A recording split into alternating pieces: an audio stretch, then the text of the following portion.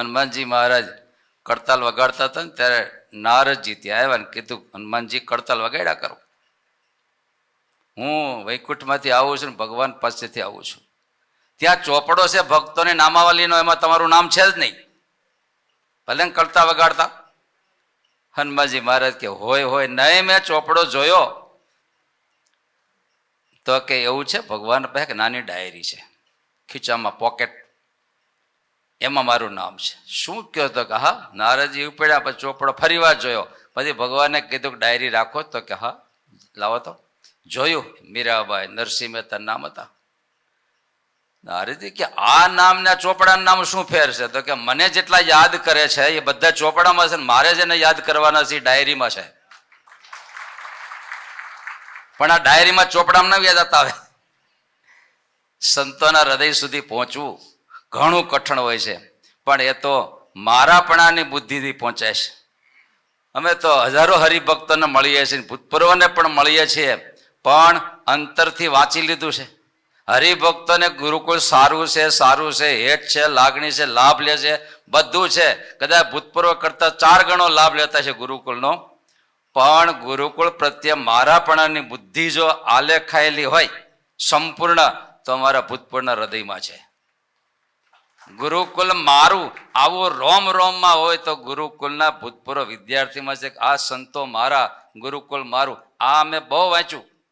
હરિભગત લાભ બહુ લેતા હોય, કથા વાર્તા લાભ છે, ભૂતપૂર્વ કરતા કીધું 4 ગણો લાભ લેવા આવતા છે, પણ મારાપણાનો ભાવ જે છે એ તો ગજબ છે. તે ભૂતપૂર્વને છે એમ નહીં. આપણા ગુરુદેવ શાસ્ત્રીજી મહારાજને રામાનંદે જેમ સ્વામી વિયોગે, રામાનંદે તેમ સ્વામી વિયોગે, ઘણી વાર ભૂતપૂર્વ વચ્ચે મેં કીધેલું છે. શાસ્ત્રીજી મહારાજ પાસે એક હરિભગત આવેલા, એને રવિવારે 9 વાગ્યે ઉદઘાટન લખાવેલું. 2-3 દિવસ ત્યાં ભૂતપૂર્વ વિદ્યાર્થી આવ્યા, એ લખાવે સ્વામી આવતા રવિવાર 9 વાગે મારે ઉદઘાટન છે. સ્વામી કે હારું હું આવીશ. એક સંત કે સ્વામી આપણે તો ફલાણા હરિભગતને 9 વાગ્યાનો ટાઈમ આપી દીધો છે. ત્યારે જે શાસ્ત્રી મહારાજ હૃદયમાંથી નીકળીને આપણા માટે ગૌરવ અને મોટા આશીર્વાદ છે.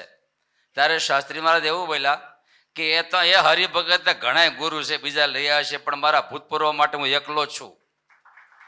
આટલું તો આપણા માટે આ પૃથ્વી પર બસ થઈ ગયું કે આપણા ગુરુદેવ શાસ્ત્રીજી મહારાજે આપણને સિલેક્ટ કર્યા કે હું એનો અને એ મારો.